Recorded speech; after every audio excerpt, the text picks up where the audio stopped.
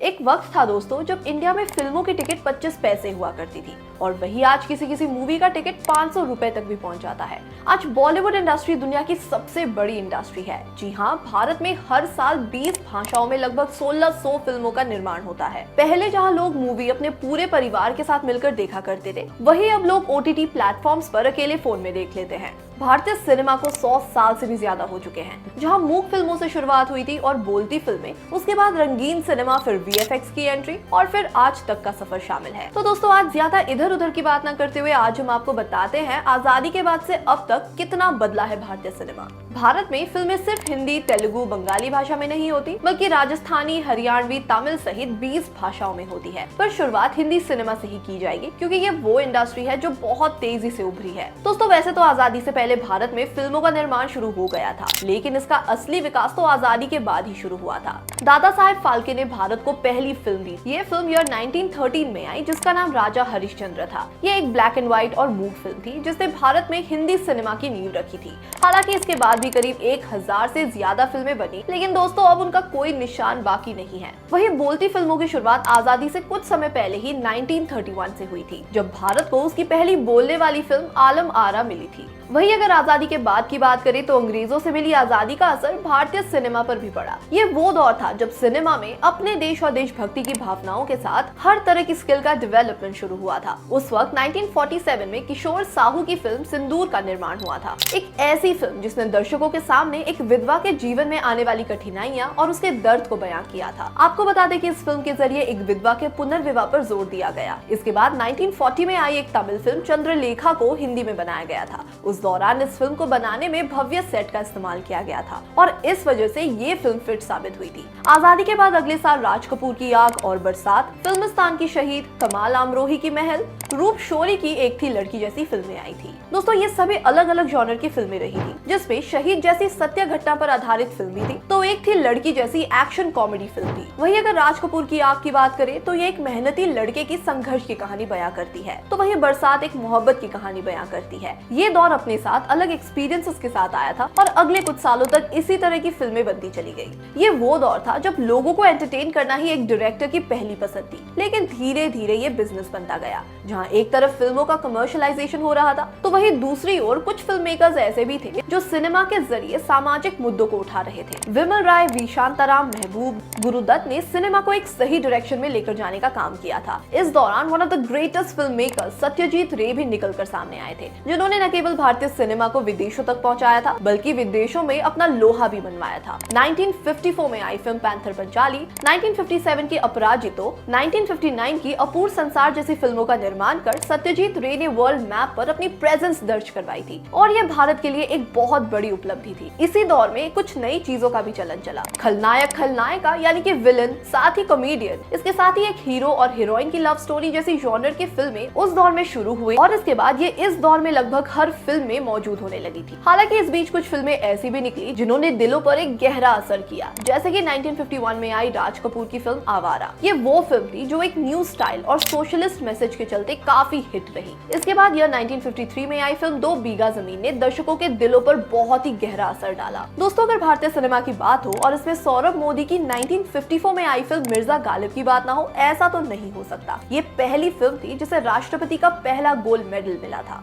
इसके अलावा गुरुदत्त की 1957 में आई फिल्म प्यासा, वी शांताराम की 2 आंखें 12 हाथ, B.R. चोपड़ा की नया दौर और महबूब की मदर इंडिया जैसी क्लासिक फिल्मों का निर्माण भी हुआ था। ये वो क्लासिक फिल्में हैं जिन्हें भारतीय सिनेमा के इतिहास में सबसे अच्छी फिल्मों में गिना जाता है। 60s के दशक की बात की जाए और मुगले आजम की बात ना हो, ये तो कतई नहीं हो सकता। ये पहली फिल्म थी जिसे बनाने में 1 दशक से भी ज्यादा का समय लगा। ये पहली हिंदी फिल्म थी जिसने बॉक्स ऑफिस पर दमदार कमाई भी की थी। इसके कुछ समय बाद दौर आया पहले सुपरस्टार राजेश खन्ना का। इस दौरान फिल्मों की कहानियों का पैटर्न भी थोड़ा सा बदला। राजेश खन्ना ने प्रोफेशनल फिल्मों के साथ साथ सीरियस फिल्में भी की, जैसे कि आनंद, कटी पतंग, सफर और आराधना। वही अगर राजेश खन्ना के बाद किसी ने अगर लोकप्रियता बटोरी तो वो थे अमिताभ बच्चन, जिन्हें एंग्री यंग मैन के तौर पर काफी पहचाना गया। 70s का दशक। 60s के दशक के आखिर में अमिताभ ने सात हिंदुस्तानी से डेब्यू किया और 1973 में जंजीर से सिनेमा पर वो छा ही गए। 70s का ये वो दौर था जो काफी हद तक कमर्शियलाइजेशन की गिरफ्त में आ चुका था।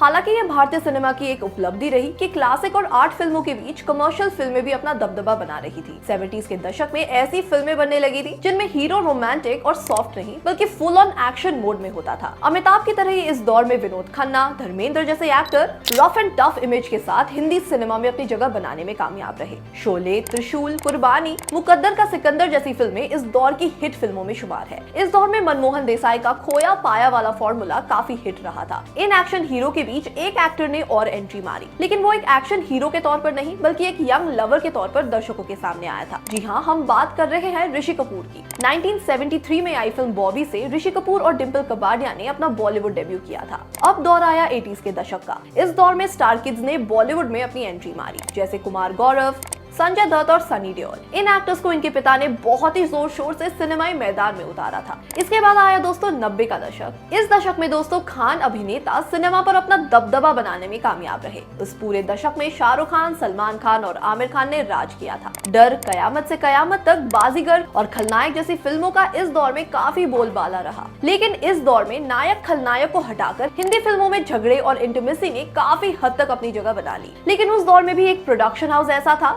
जी हाँ, राजश्री प्रोडक्शन ऐसा था जिसने अपनी पारिवारिक फिल्मों के साथ कभी समझौता नहीं किया। हम आपके है कौन जैसी फिल्मों से सूरज बड़जात्या ने अपनी डूबती हुई कंपनी राजश्री प्रोडक्शन को ऊंचाइयों पर पहुंचाया था। दोस्तों 90s का दशक दिलवाले दुल्हनिया ले जाएंगे, प्यार तो होना ही था, कुछ कुछ होता है और प्यार किया तो डरना क्या जैसी कई यादगार फिल्मों की सौगात भी लाया। ये दौर इंडस्ट्री के 3 खान पर टिका था। लेकिन ईयर 2000 में ऋतिक रोशन ने अपनी फिल्म कहो ना प्यार है के जरिए इन 3 खानों के बीच अपनी अलग ही जगह बना डाली। ईयर 2000 से लेकर अब तक रिलीज हुई फिल्मों में काफी कुछ बदल चुका है। पहले के दौर में जब एक ही स्टूडियो में पूरी की पूरी फिल्म शूट हो जाती थी, वही अब फिल्में विदेशी लोकेशन पर शूटिंग, महंगे कॉस्ट्यूम्स, महंगे एक्टर्स के कारण चर्चा में रहती है। फिल्म की कहानी क्या है ये बाद में पूछा जाता है। सबसे पहला सवाल होता है कि फिल्म में कलाकार कौन है और फिल्म की शूटिंग कहाँ होगी। अब उतना एंटरटेनमेंट नहीं रहा है। यहाँ तक कि भारत, जीरो और थग्स ऑफ हिंदुस्तान जैसी फिल्मों के कारण 90s के दशक में राज करने वाले खान भी नहीं चल सके। 21वीं सदी में अब जो फिल्में बन रही है उनमें ज्यादातर फिल्में स्क्रीन प्ले, सिनेमेटोग्राफी, म्यूजिक और एक्टिंग में काफी कमजोर दिखाई पड़ती है।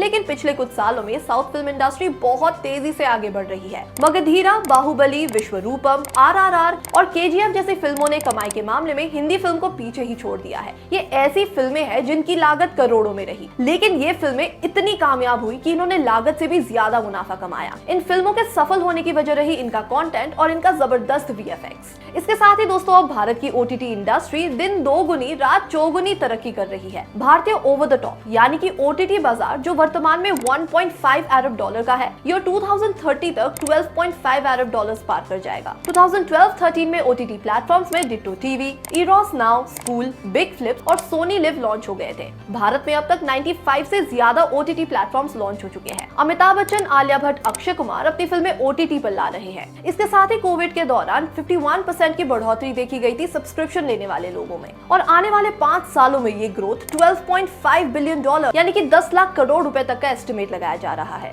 और आगे के समय में माना जा रहा है कि थिएटर बिल्कुल बंद हो जाएगा और सब कुछ OTT पर ही दिखाया जाएगा। वेल, वो वक्त आने में अभी काफी वक्त है। दोस्तों आपको ये वीडियो कैसा लगा और क्या आपको फिल्में देखना पसंद है, हमें कमेंट सेक्शन में जरूर बताएं। अगर आपको वीडियो पसंद आए तो इसे लाइक करने के साथ साथ शेयर जरूर करें। साथ ही अगर आप चैनल पर नए हो या फिर आपने चैनल को सब्सक्राइब नहीं किया है तो चैनल को सब्सक्राइब करना और बेल आइकन दबाना ना भूलें।